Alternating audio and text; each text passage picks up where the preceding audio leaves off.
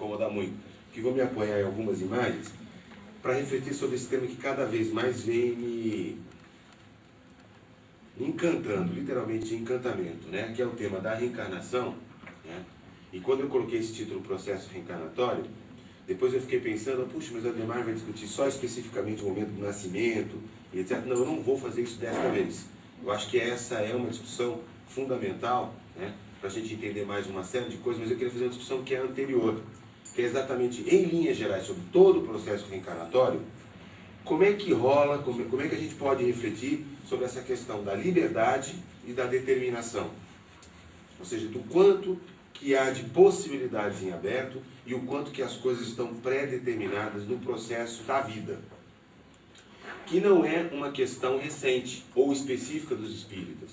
Essa discussão entre autonomia e determinação é uma discussão que atinge vários outros campos do conhecimento humano.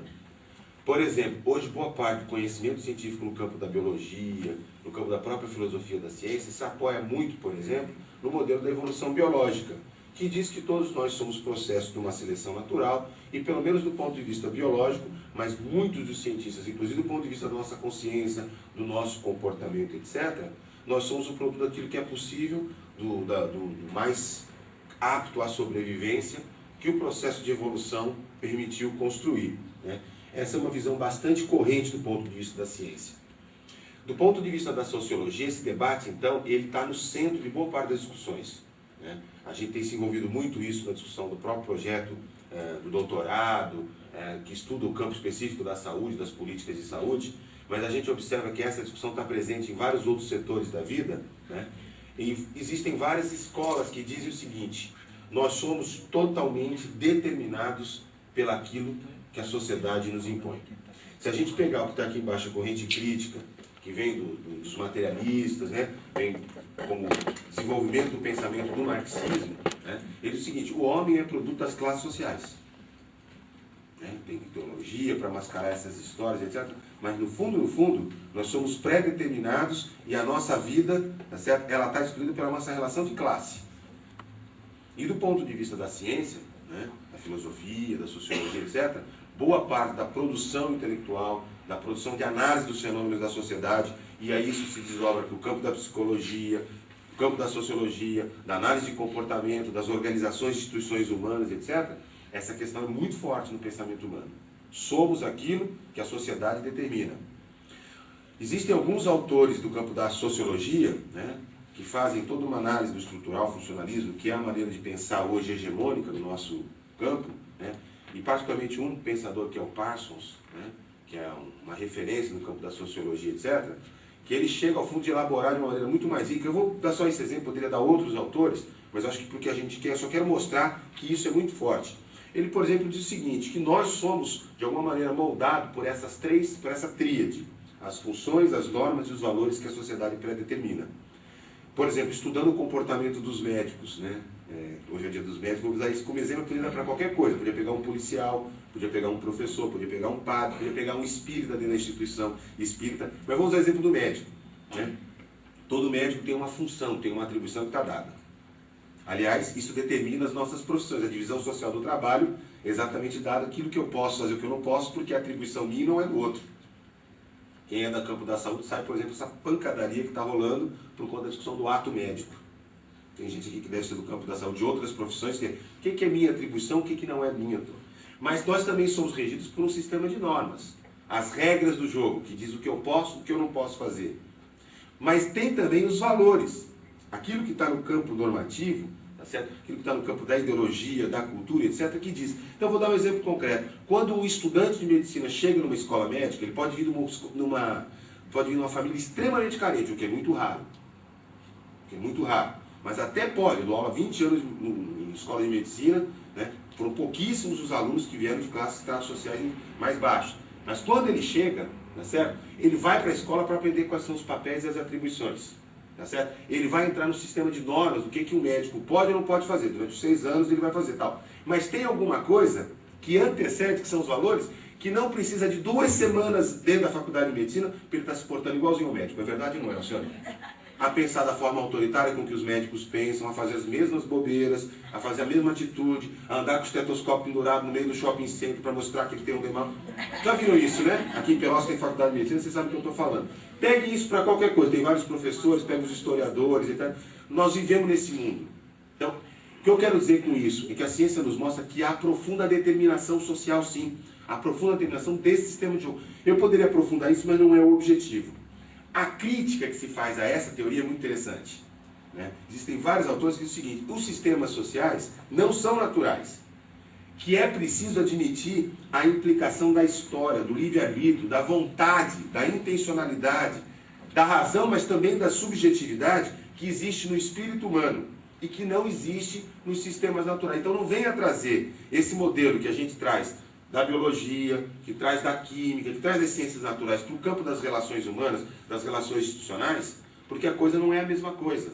Porque tem uma diferença central, que é o seguinte: o Jean-Paul Sartre já dizia, o homem é condenado a ser livre, porque há uma margem de liberdade para além da determinação externa, que não significa, acho que a Jacira foi muito feliz no que ela falou aqui, fica até mais fácil, porque não significa dizer que não há determinação externa. Há sim. Assim, essa história de que há um livre-arbítrio puro e eu vou ser aquilo que eu quero, não existe.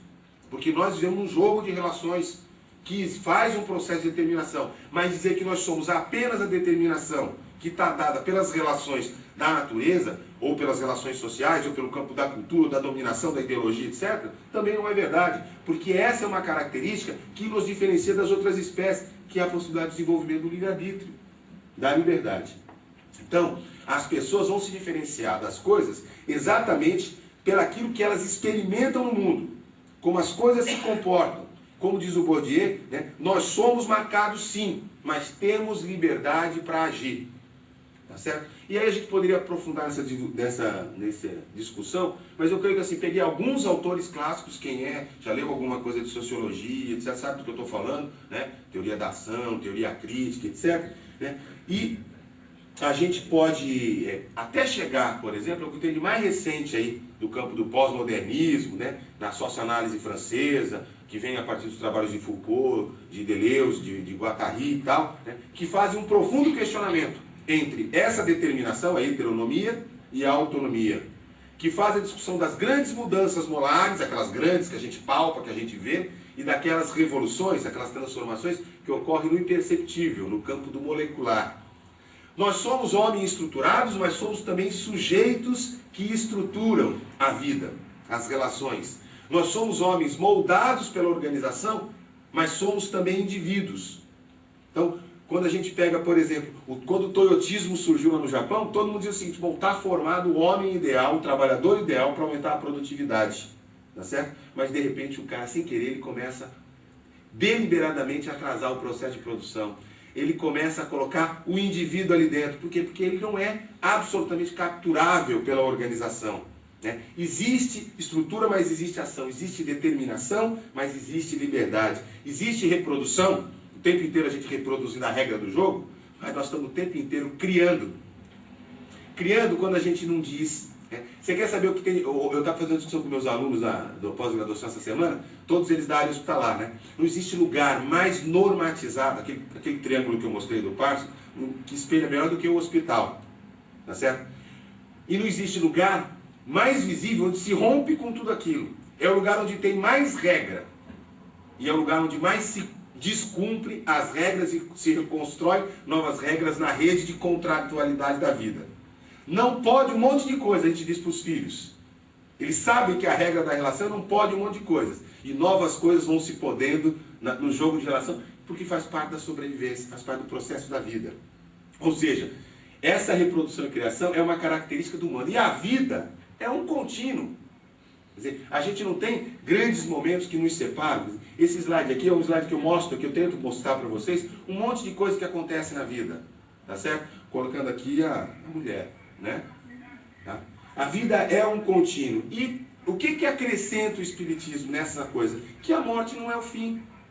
Tá certo? A morte, na verdade, é o reencontro, tá certo? Num novo, e a continuidade da vida num outro mundo de existência, de relações, também marcado por outras regras. Eu gostaria um dia até de aprofundar essa discussão, né, sobre como é que é a vida no mundo dos espíritos, etc. Mas que após um certo tempo, né, a gente se vê novamente lançado no processo da vida, né, através da reencarnação. Né? E esse milagre da vida faz com que simplesmente esse ir e vir, né, num contínuo permanente, né, seja possível dentro do processo de evolução do espírito. O espiritismo, ele nos proporciona uma visão alargada dessas coisas. Né? A partir dos paradigmas, acho que ontem várias pessoas tocaram nisso, né? Vamos dizer assim, desses pensamentos fundantes da filosofia espírita, entre os quais a reencarnação, é possível ter uma outra visão do homem e do mundo. Tá?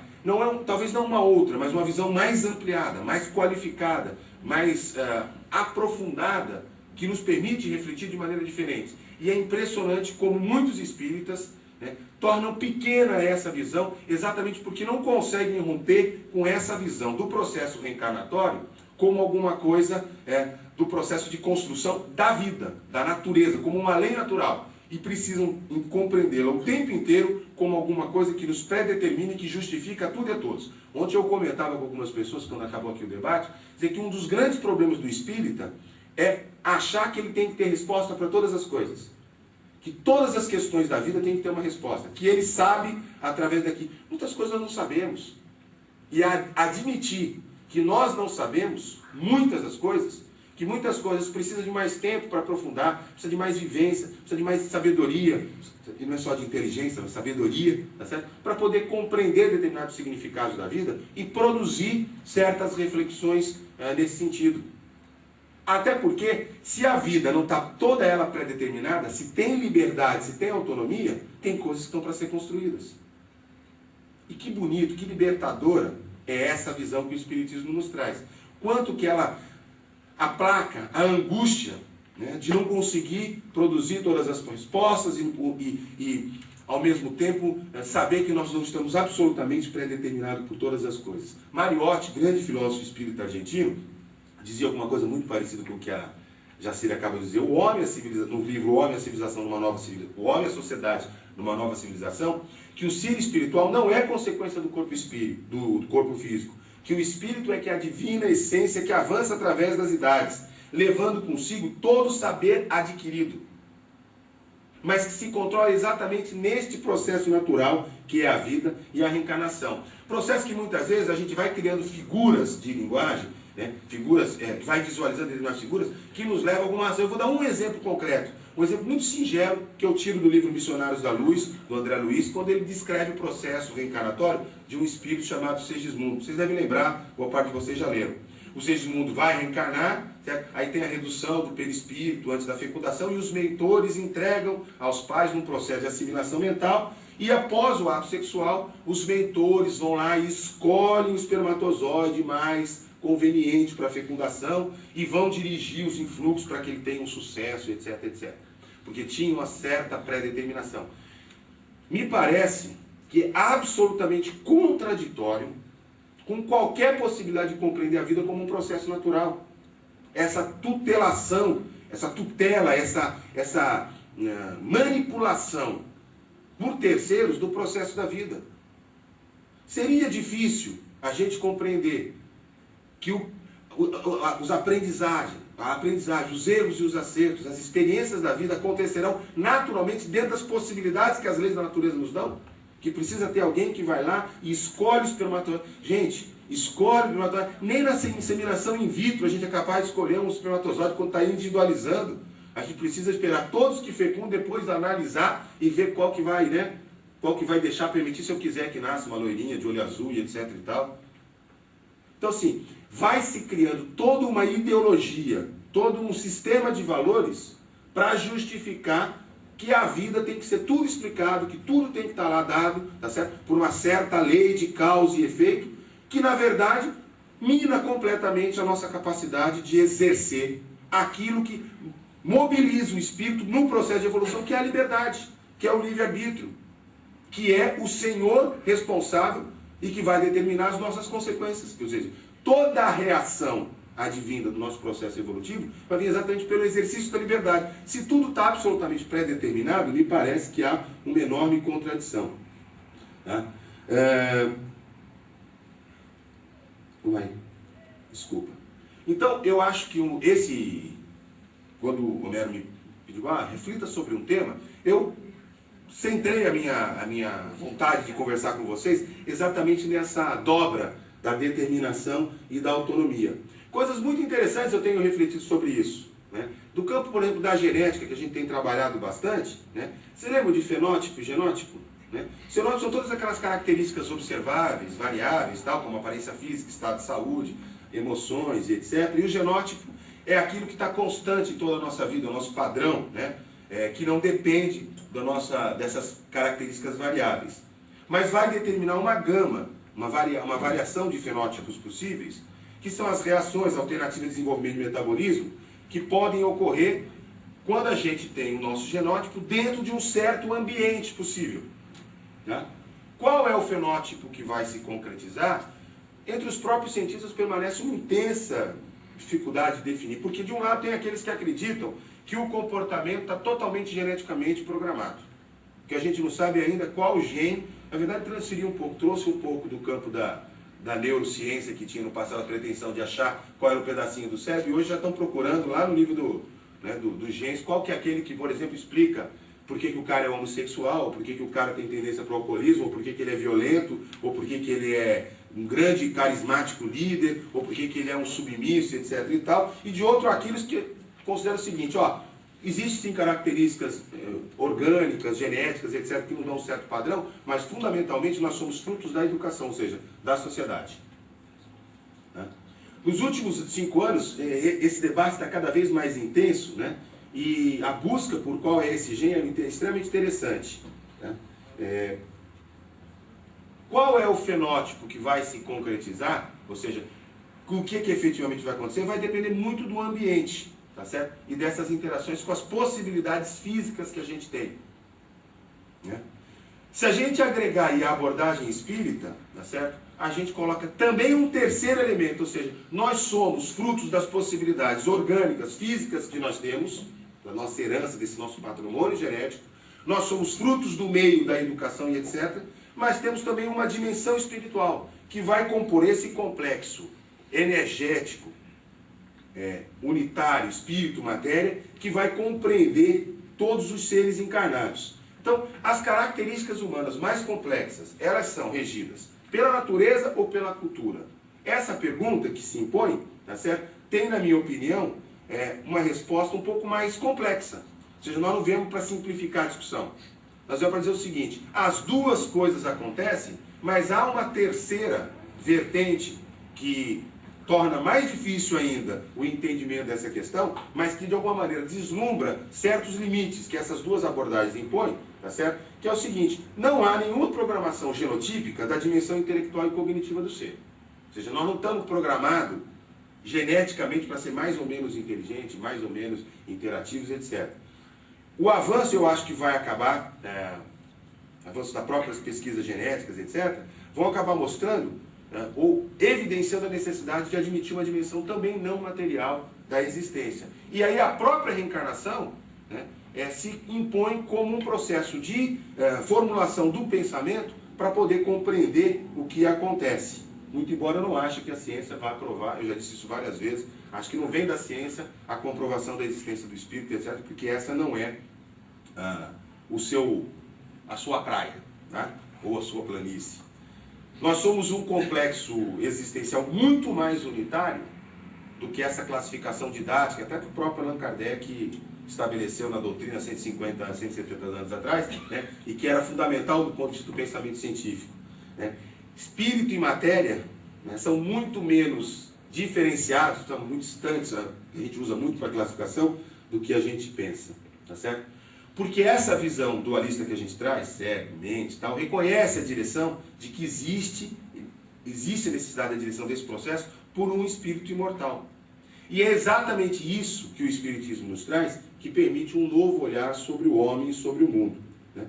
Rapidamente, a partir dessa visão espírita, nós podemos nos perceber como espíritos imortais, que presidimos os fenômenos psíquicos. A vida passa a ser uma expressão de um fenômeno tanto material como espiritual. Não só material e não só espiritual, né? E nós passamos a ser tudo aquilo que o nosso corpo físico nos permite ser, mas não tudo aquilo que o nosso espírito é ou que ele já foi. Porque muitas vezes, nessa contradição, que é uma aparente contradição, né, nós temos espíritos que têm potencialidade de manifestação maior do que a limitação, né, que essa ferramenta provisória não, chamar provisório talvez seria limitar, mas que tem uma certa temporalidade definida, nos permite ser nesta existência, né?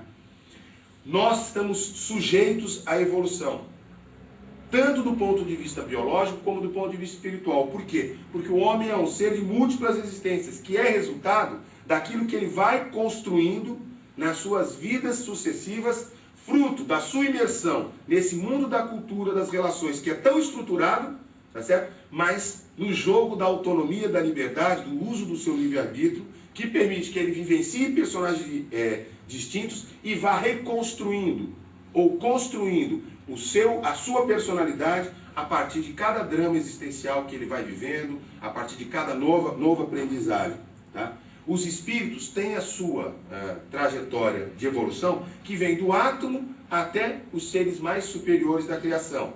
E ele é sujeito do seu destino e, ao mesmo tempo, fruto daquilo que foi desenvolvido pelo seu livre-arbítrio. Portanto, nós vivemos o tempo inteiro nessa dobra de autonomia e de determinação, né? Eu vou rapidamente tentar dizer para vocês um pouco o que isso significa do ponto de vista de algumas impressões da vida. 10 minutos, beleza. O Espiritismo vai demonstrar que o homem, ele é sujeito, ele é o protagonista da sua história. E ele é totalmente responsável pelo que ele é e pelas circunstâncias que ele se encontra, pelo seu estágio civilizatório, como eu acho que tanto a Jacira colocou de manhã, como o Humberto Mariotti nos coloca aqui. O Espiritismo demonstra que a ciência e a filosofia vão encontrar o seu complemento exatamente na ética. E que aí não basta conhecer a doutrina e comprar prestações da Casa do Baú da Felicidade, um lugar, uma casinha, ou do BNH, uma casinha no nosso lar, tá certo? Que é necessário estar integrado com a vida. Senão a gente não constrói as transformações que os novos tempos requerem. Ou seja, não é uma questão de conheço a realidade da vida depois da morte, do mundo espiritual e etc. Fico na minha, faço uma caridade, vou lá na casa da prece, tomo passe, etc., né? Contribuo do ponto de vista da assistência social com alguma coisa e estou garantido.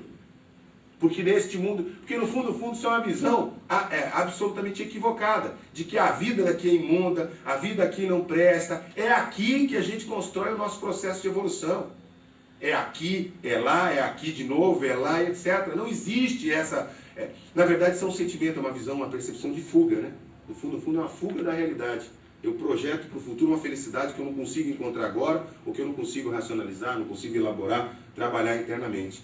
Nós somos espíritos que vamos vivenciando acertos, erros, vão aprimorando habilidades, vamos desenvolvendo preferências, virtudes, aptidões, e se percebemos que somos todos irmãos em situações distintas de aprendizado, isso nos permite uma ferramenta de compreensão do que é a vida, do que é a sociedade, extremamente distinta e, como eu disse, muito amplificadora das outras visões de mundo que são proporcionadas. Fundamentalmente, eu queria dizer para vocês que é por isso que eu sou espírita. É por isso, entendeu? Porque eu me sinto extremamente confortável, tá certo?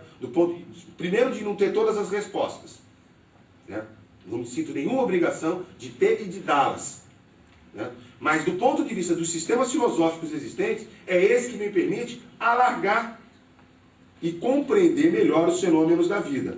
E essa dimensão ética diz o seguinte, que o desenvolvimento intelectual e moral é a chave para a evolução do espírito, tá certo? E nós ficaremos incompletos se nós não tentarmos fazer a autotransformação sem levar a sociedade ao nosso redor. E isso coloca uma profunda crítica a esse modelo da reforma íntima. Que basta nos reformar intimamente. Óbvio que as revoluções, as transformações também ocorrem no campo individual. Mas não é um processo isolado. O vídeo, por isso que eu falei que eu ia usar o vídeo, aquele vídeo que a música que a gente viu no começo, mostra isso. Né? Qual que é o modelo de segurança que a gente tem hoje? É carro blindado, é ter grana e comprar uma casa toda blindada, toda forte, não sei o que, não sei o que, não sei o que. Pô, não deveria ser o contrário. É estar envolvido com a sociedade para todo mundo viver bem, eu poder usar, né, tudo aquilo que eu tenho e, enfim, ser feliz, etc. Não, eu tenho para me isolar. É absurdo. Tá?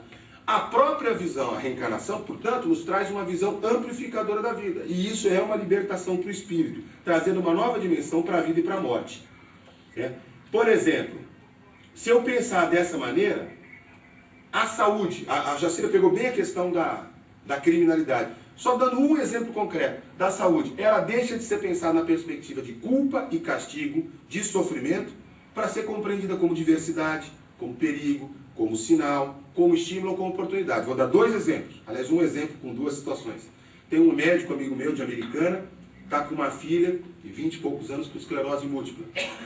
Ele é espírita, dirigente de uma casa espírita, está lá, uma pessoa boníssima, fantástica, e ele está convencido, certo? E a filha se convenceu, tá certo? De que aquele processo é um processo kármico. Certo? Ou seja, que a esclerose múltipla se explica porque ela, numa encarnação passada, tal, e ele já fez todo o sistema explicativo, não interessa entrar no coisa, mas faz uma justificativa. Tá? A menina enfrenta a esclerose múltipla com sofrimento, com uma sensação de culpa, de sofrimento profundo, porque no fundo é castigo. Ela está sendo castigada por alguma coisa que ela fez que ela não lembra. E ela vive. Eu tenho um irmão, algumas pessoas aqui conhecem, está com 42 anos, que tem esclerose múltipla. E que vai progressivamente perdendo várias possibilidades de ser a pessoa que ele era 20 anos atrás. E que está crescendo a cada dia, vivendo intensamente a vida com felicidade, criando os filhos, trabalhando no limite das suas capacidades, porque ele compreende a doença dele não como culpa e castigo. Né? Ele acredita na reencarnação, ele acredita na imortalidade da alma, mas ele vê a doença dele naquele momento como uma oportunidade de vida. Alguma coisa que ele trouxe. Um sinal, lhe trouxe um certo perigo, teve que fazer limitações de vida, mas que não fez com que ele fosse uma pessoa diferente. Deu para compreender? Tem alguma coisa, no caso do meu irmão, que signifique encarnações anteriores, ação e reação, então pode até ser. Pode até ser. Pode até alargar a compreensão do processo da vida. Não vem ao caso. O que vem é o seguinte, é que a vida está sendo construída para o futuro e não para o passado. E compreender a vida dessa maneira, compreender o processo de reencarnação, como as oportunidades que se abrem com aquele traz do passado, mas não com a visão e marcado pelos fenômenos do passado, faz completa diferença do ponto de vista da produção da vida, da relação no mundo e da própria felicidade. Né? Eu vou citar aqui o Martin Luther King porque eu acho que tem uma coisa que é muito interessante. Né? Eu peguei ele um pouco mais por causa do Obama, para falar a verdade. 5 minutinhos, né? Vai dar tempo certinho. Tá? Talvez eu passe só 5 minutinhos. O que mais preocupa não é o grito dos violentos, nem dos corruptos, nem dos honestos, nem dos sem caráter. O que mais me preocupa é o silêncio dos bons. Né? Isso é fantástico, gente. Tá certo? Como dizia José Herculano Pires, nós somos co-construtores do universo. Deus construiu o universo. Né? Existe uma força criadora. Né? Não vamos entrar nessa discussão porque não é o nosso tema de hoje, etc. Mas as regras da natureza, as leis da natureza, nos colocaram como co-construtores do universo, co-construtores da relação humana, da justiça, das leis, etc. Ou seja, não adianta reclamar porque ou nós participamos ativamente do processo de aprimoramento da sociedade, da nossa vida, etc., ou nós vamos ficar eternamente reclamando. Tá? Como dizia o Einstein, cadê? Vem aqui, Einstein. A vida não dá nem empresta, não se comove nem se apieda. Tudo quanto ela faz é retribuir e transferir tudo aquilo que nós lhes oferecemos. Vou botar aqui a carinha do Einstein aqui de volta, de língua de fora para vocês. Essa frase é linda, linda de morrer, tá certo? Tudo aquilo que nós lhes oferecemos, lhe oferecemos. A vida é isso. A frase é maior, tá? Se a gente joga a bolinha azul, ela volta azul e tal, mas eu tirei aqui para ficar mais enxutinha. Mas é linda. E é eivada de significados fantásticos. Vai, meu filho, aqui. Acho que quem for no simpósio vai ver uma repetição aqui, tá? Que eu já contei esse caso aqui. Olha só, o que a reencarnação, a filosofia espírita nos permite. Onde é que tira o som, hein? Eu quero tirar o som. Não, tá bom. Quando observamos da praia um veleiro afastar-se da costa, navegando mar adentro, impelido pela brisa matinal, estamos diante de um espetáculo de beleza rara. O barco, impulsionado pela força dos ventos, vai ganhando o mar azul e nos parece cada vez menor. Faz quando vocês estão ouvindo aquela música que o Neverton tentou colocar ontem, tá? E não deu certo. Não demora muito e só podemos contemplar um pequeno ponto branco na linha remota e indecisa onde o mar e o céu se encontram. Quem observa o veleiro subir na linha do horizonte, certamente exclamará: já se foi. Terá sumido, evaporado? Não, certamente não. Apenas o perdemos de vista. O barco continua do mesmo tamanho e com a mesma capacidade que tinha quando estava próximo de nós. Continua tão capaz quanto antes de levar ao porto de destino as cargas recebidas. O veleiro não evaporou, apenas não o podemos mais ver. Mas ele continua o mesmo, e talvez no exato instante em que alguém diz, já se foi, haverá outras vozes mais além, felizes da vida, a afirmar, lá vem o veleiro. Assim é a morte. Quando o veleiro parte levando a preciosa carga de um amor que nos foi caro, e o vemos sumir na linha que separa o visível do invisível, dizemos, já se foi. Terá sumido, evaporado? Não, certamente não. Apenas o perdemos de vista. O ser que amamos continua o mesmo, suas conquistas persistem. Nada se perde, a não ser o corpo físico de que não mais necessita. E é assim que no mesmo instante em que dizemos, já se foi, no além, outro alguém dirá, já está chegando. Chegou ao destino consigo, levando consigo as aquisições feitas durante a vida. Na vida, cada um leva a sua carga de vícios e virtudes, de afetos e desafetos, até que se resolva por desfazer-se do que julgar desnecessário. A vida é feita de partidas e chegadas, por isso que disse que a música de idas e vindas.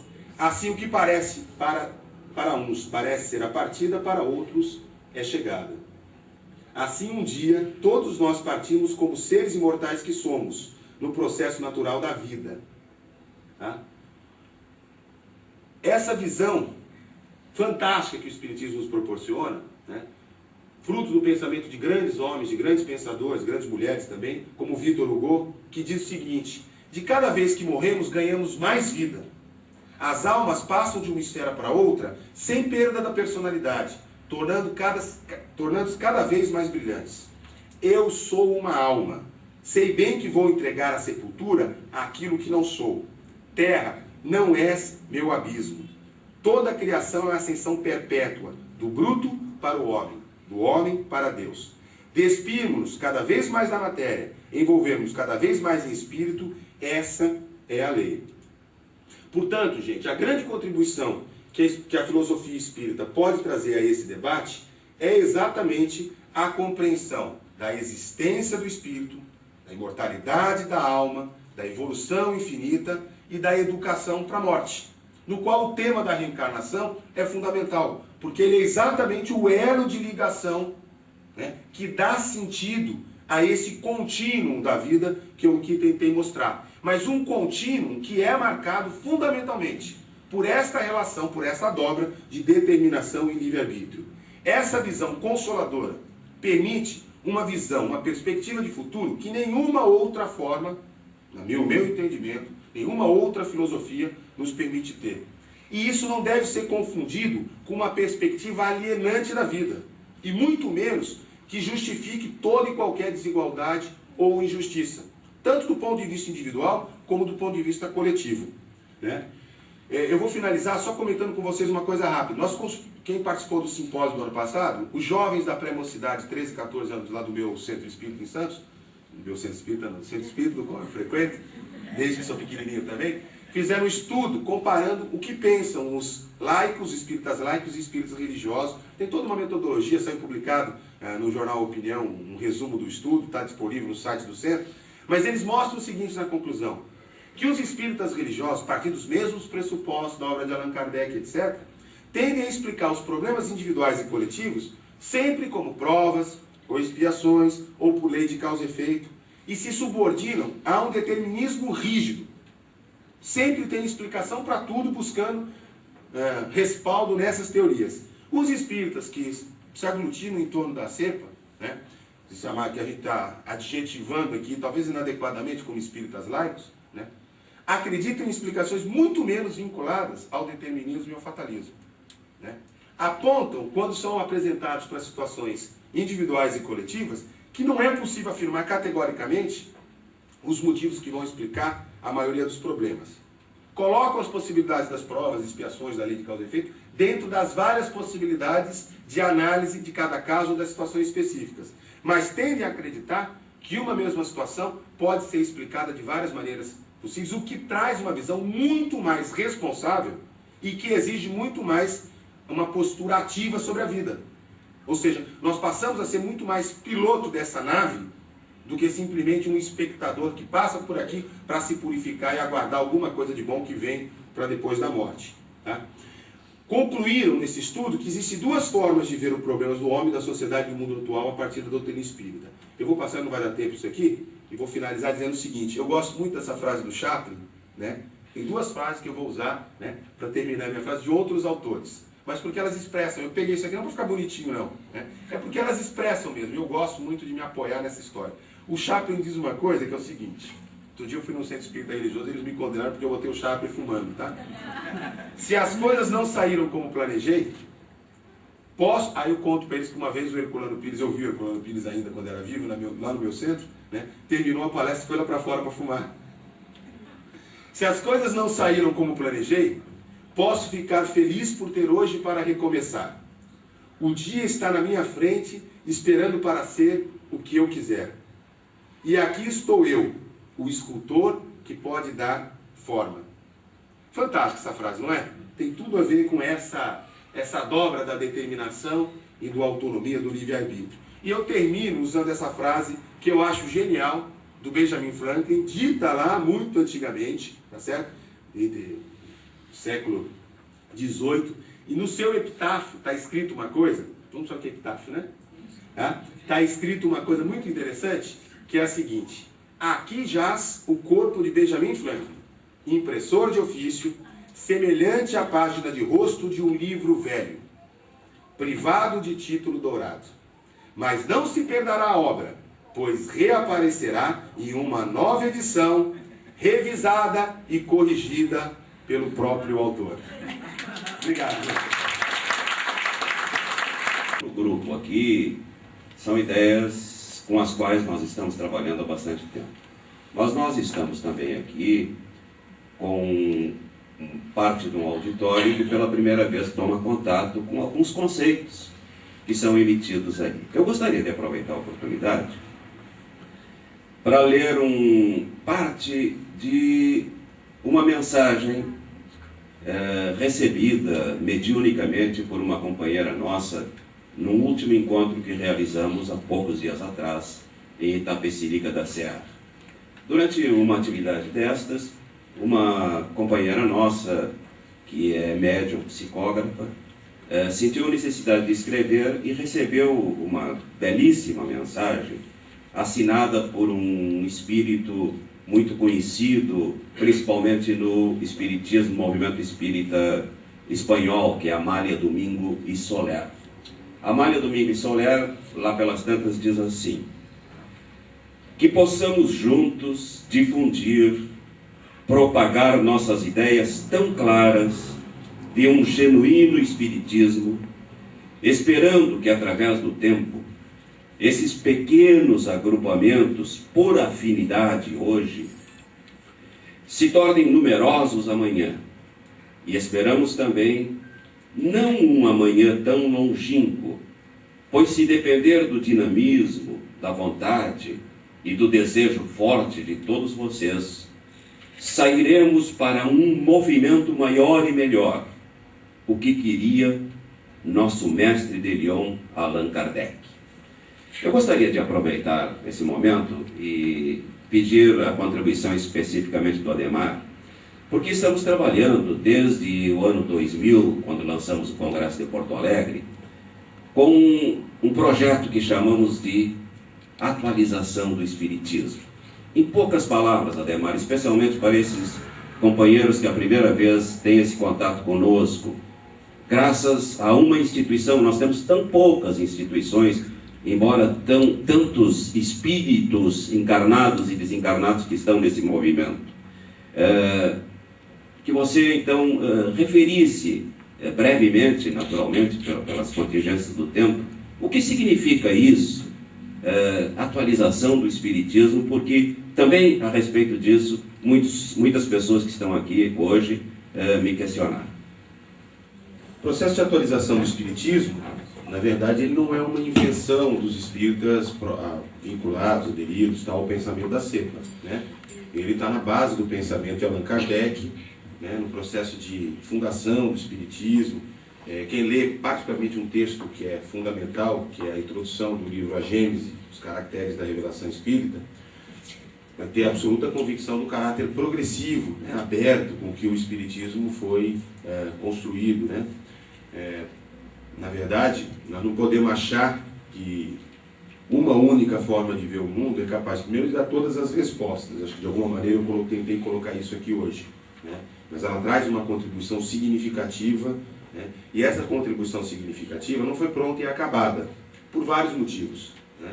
Primeiro, porque muitos dos temas que Allan Kardec e os espíritos que com ele trabalharam na codificação, fundação do Espiritismo, não tinham condições, né, de dar conta de todos os problemas, inclusive problemas novos que surgiram após esse período, né, problemas específicos do final do século XX, século XXI, e outros problemas que com certeza aparecerão no processo civilizatório da humanidade, né. Outros porque haviam limites concretos do ponto de vista de linguagem, de conhecimento, etc. Se a gente for pegar as obras espíritas, muitas coisas os espíritos dizem, olha, o que é possível dizer hoje, ou não temos como explicar, né? Não há palavras. Outros não temos autorização ainda, né? Quer dizer, não tinham ainda uma capacidade. Então, muitas coisas têm que ser construídas. Então, o processo de construção do pensamento espírita é um processo permanente. Permanente. Allan Kardec fundou o Espiritismo com esta concepção, e isso é importante que a gente tenha clareza. Para que o processo de atualização do Espiritismo tenha continuidade, essa não é uma tarefa que está atribuída à espiritualidade. Como dizia Leon Denis, o Espiritismo será no futuro aquilo que dele os espíritas fizerem. Leon Denis fez essa frase magistral, né, atribuindo claramente a responsabilidade pela manutenção desse caráter progressivo do Espiritismo, aberto, dinâmico, conectado com a ciência, capaz de incorporar os novos conhecimentos e mudar à medida que a ciência mostrar que o Espiritismo se encontra, pelo menos alguns princípios ou questões tratadas pelo Espiritismo se encontram em erro, né, possam ser atualizados. Mais de 1,5 séculos depois do seu marco inicial de surgimento, observa-se que esse desafio está colocado, né? Diversas contribuições foram dadas por ilustres pensadores encarnados e desencarnados. Eu fiz um comentário, por exemplo, de uma questão que eu não concordo com o André Luiz, mas inúmeras questões muito produtivas, muito positivas, foram colocadas por esse espírito, por meio do Chico Xavier, assim como outras questões, mas que não foram submetidas ao critério da concordância universal, não foram analisadas e construídas como conhecimentos que se agreguem ao pensamento espírita. Outras questões são fundamentais de serem desenvolvidas, a questão da própria linguagem, né? Hoje, por exemplo, fluido, né, tem um conceito absolutamente distinto que tinha na época de Allan Kardec.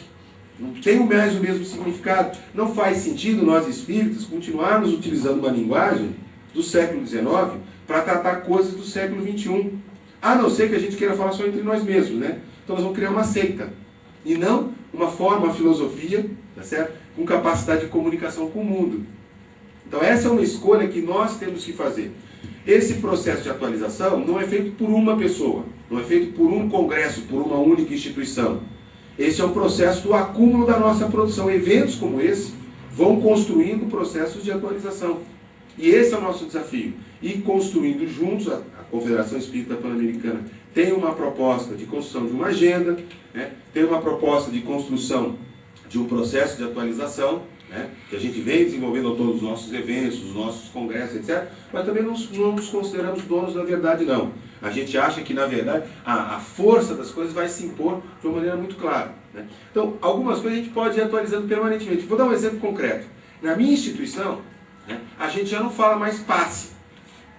Aliás, tem várias, inclusive, que nem jamais trabalham com passe. A gente ainda faz os trabalhos de emissão energética, que no fundo, é o antigo passe, mas com uma compreensão muito mais clara do ponto de vista da ciência, dos mecanismos, dos limites, das possibilidades.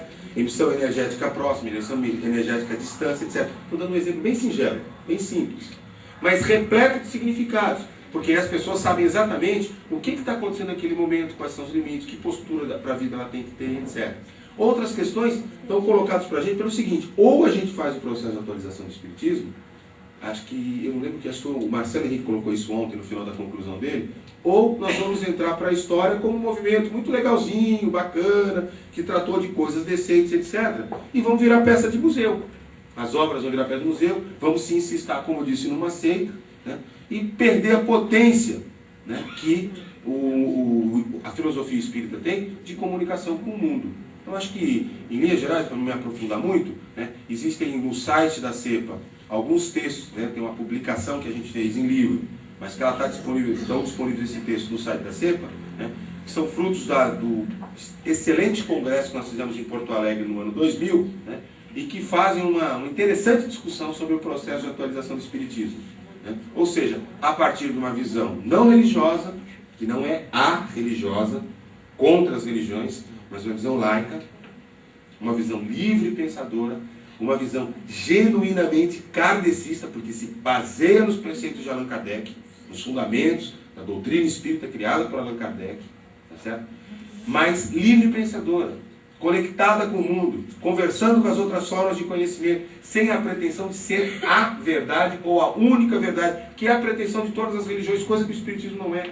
Até porque não temos sacerdote, não temos quem fala a palavra final, não é o Homero que vai ser o responsável por falar todas as coisas aqui em Pelotas, o Milton, a Ademar, a Jacira e tal, ou qualquer pessoa.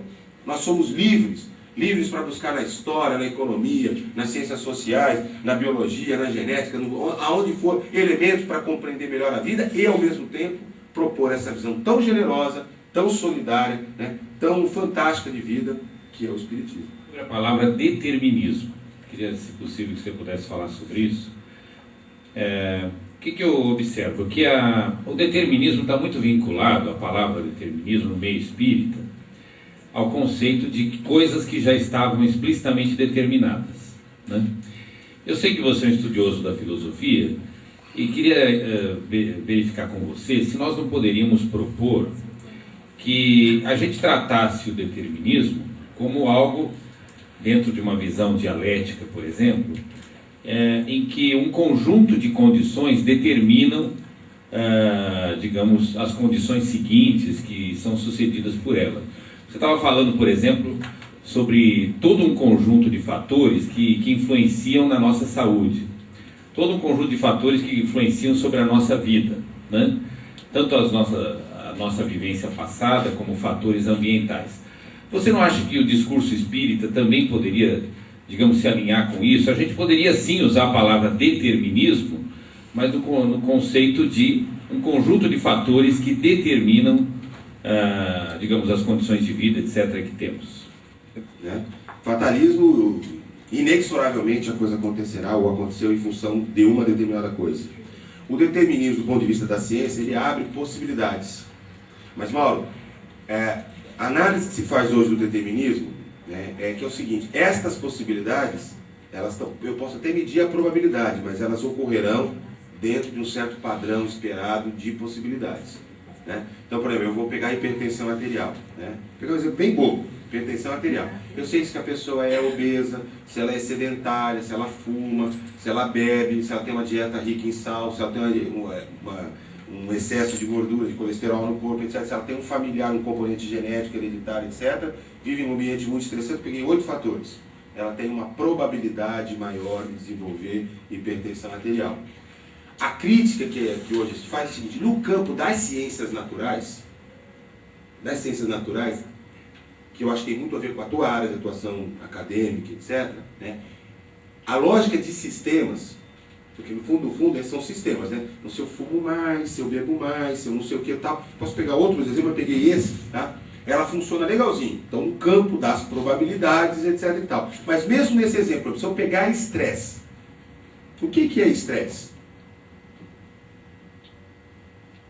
que é o tal do fatores ambientais? Porque, então a gente joga para fatores ambientais. O que é o fator ambiental? Pega uma mulher que mora, pega o exemplo dela aqui, mora numa favela na minha região, de palafita, 40 graus em Santos, ela morando num casebre com folha coberto com eternite, cozinhando, o marido alcoólatra, o filho preso, a filha desempregada e etc. Ela não tem hipertensão, ela é saudável. Né? No campo da determinação nós temos esse problema. A crítica que os filósofos da ciência, que a sociologia, a teoria das críticas, etc. estão fazendo é o seguinte: o problema é que exatamente não se coloca nesse sistema a possibilidade do indivíduo alterar essa determinação. Tá? Eu acho que assim, eu não usei aqui porque não deu tempo, tá, mas eu ia falar um pouco hoje. A física quântica mostra muito bem isso. Nós vivemos um mundo de possibilidades. Qual é a possibilidade que vai se determinar? É a possibilidade que é fruto das minhas escolhas. Então, o que eu estou reforçando aqui é assim, existe determinação? Existe. Mas existe fundamentalmente liberdade para construir o processo de determinação. Eu posso, pegando aquele exemplo da esclerose múltipla, eu posso ter uma atitude ou posso ter outra atitude. Pega o exemplo da criminalidade. É difícil, mas eu posso ter caminhos diferentes. Então, compreender esse processo é fundamental. Nós espíritas, se pensarmos do ponto de vista de uma visão muito conservadora, a gente acaba usando as provas, as expiações, a determinação, etc., como um mecanismo alienador da realidade. Tudo eu justifico. Tá certo? Esse povo é miserável porque foi rico na reencarnação passada. Tudo bem que fica difícil explicar como teve tanto rico no passado, porque a história da humanidade não corrobora isso. Não é isso? Aí, mas eu vou justificando e tiro a responsabilidade. Deixa eu dar um exemplo concreto de vida. Fevereiro de 2000, está minha família lá parada no pedágio de uma estrada pagando.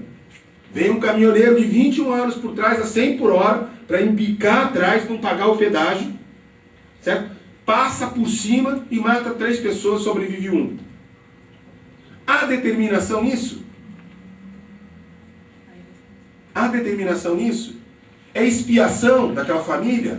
É prova?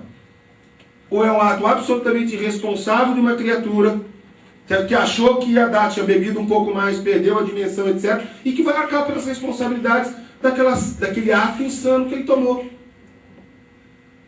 Daquela decisão que tomou. Agora, por que eu tenho que dizer para o Vitor, que sobreviveu, né, que hoje é meu filho, vou dizer para ele o seguinte: olha, Vitor, né, teu pai, a tua mãe e a Lalá, desencanaram porque na vida passada elas mataram esse menino e vão criar toda uma história, que é o que boa parte dos romances espíritas fazem, que dá uma visão conservadora da vida. Vamos compreender o seguinte: o cara tomou uma decisão complicada, tá certo? Vai arcar com as responsabilidades, em parte, na tal da justiça humana, infelizmente, porque não vai se recuperar lá, mas a vida, mais cedo ou mais tarde, vai mostrar que esse cara caiu em erro, tomou uma atitude equivocada, teve seríssimas consequências para ele, para a família dele, para as pessoas que vivem por ele, para outras pessoas. E vamos pensar o seguinte: a vida continua, cara. Teu pai, a tua mãe, a tua irmãzinha estão agora no mundo dos espíritos, se comunica com ele através da mediunidade, entendeu? Toca a vida tal. E ele está tocando a vida em frente. Sem a culpa, sem o castigo de achar, caramba, meu pai e minha mãe devem ter matado alguém no passado, etc. Tal. Até porque é o seguinte: o processo do esquecimento da reencarnação não veio por acaso. Não é isso? Se fosse natural a lembrança, certo? A gente resgataria a todo momento essas coisas para ter o significado das coisas. Você sabe por que a gente não lembra? Porque não interessa. O que interessa é o presente e o futuro. O passado só construiu as bases de determinação para o que nós somos agora. Mas daqui para frente, a vida é aberta. A vida é o que se constrói aqui e para frente. Passado é passado. E o grande problema, em parte dos espiritóricos, como se costuma brincar, né, dos espíritas que ainda não conseguiram romper com a fundamentação de vida do catolicismo, do judaico e do cristianismo, é que não conseguem romper com a lógica da culpa, do castigo. E como boa parte da nossa literatura mediúnica, espírita, etc., é eivada ou de médiuns ou de espíritos. Quem comprar o meu livrinho ali vai entender melhor o que eu estou falando, o merchandise, né? Vai entender melhor um pouco a história do seguinte: quem se comunica, quem formula as coisas, etc., são as pessoas normais. Se o cara era católico a vida inteira, quando ele desencarna, ele amplia a visão, ele consegue compreender a reencarnação, que está se comunicando pela mediunidade às vezes não consegue, mas ele continua com os mesmos valores. Ele continua tendo o referencial de vida dele, com aquela ideia da vida como pecado, a vida aqui na Terra como um negócio meio sujo, meio pecaminoso, né? Não consegue romper com a ideia do pecado original, né? Que está ali, se não está explícito, está na espinha dorsal, e se explode na hora que ele se escancara, na hora que ele analisa a vida. Porque os valores deles ainda são muito fortemente arraigados com isso. O Espiritismo não permite a libertação disso tudo. Permite ver a vida, como eu disse, como um processo de construção natural da evolução e da busca da sabedoria e da felicidade. Então, voltando ao tema específico, é muito interessante quando a gente fez a tal daquela pesquisa com os meninos, tal, como os espíritas, os grupos religiosos, precisa fechar, né? Como os espíritas dos grupos religiosos, tá certo? Eles claramente se apoiam nessa ideia do fatalismo, do determinismo, como possibilidades fechadas, mano. E como nós, espíritas laicos, etc., talvez mais conectados com essa visão aberta, né? Essa visão, eu diria mais, eu acho mais, inclusive consoladora, porque não é uma consolação para parar, é uma consolação para ir em frente, né? Ela permite, tá certo? Uma visão em aberto da vida a ser construída, onde nós fundamentalmente exercemos a nossa liberdade. Hoje, eu já fui muito influenciado por leituras, por análise, etc., né, da determinação das estruturas sociais, etc. e tal. Sei que a gente condiciona vários processos, etc., mas eu sei o quanto que a gente tem de margem de liberdade em todas as coisas. Então, mas não é uma margem de liberdade total. Acho que a Jacira foi muito feliz, né? Tem liberdade e tem determinação. Compreender isso é fundamental. Torna mais difícil a vida, viu? Porque achar que tudo se explica na encarnação passada, ou tudo é castigo de Deus, é a maneira mais simples, né? Você vê, eu peguei agora de manhã, eu tenho um hábito, quando eu acordo, já ligo a televisão, fui procurando o jornal, caiu num programa evangélico. Então tinha lá, super bem produzido, os carros no Canadá derrapando no gelo, os desastres naturais. Aí o pastor vai, pega um pedaço da Bíblia, que eu já não lembro, tal, e ele dá a interpretação de Deus sobre aquele fenômeno natural, então aí a determinação, etc, etc. No fundo é isso, tá? Vamos.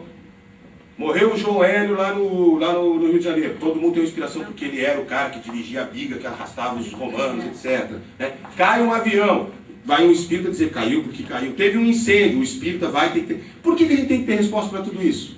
Pode ser que algumas pessoas ali, né, nas suas existências anteriores, até tenham possibilidade de ter relações efetivas, mas a grande maioria podia estar ali por acidente, por acaso, existe também. É o azar, não existe o azar, é a vida, as probabilidades da vida. Nesse sentido não é determinação, entendeu, Mauro? Só por isso.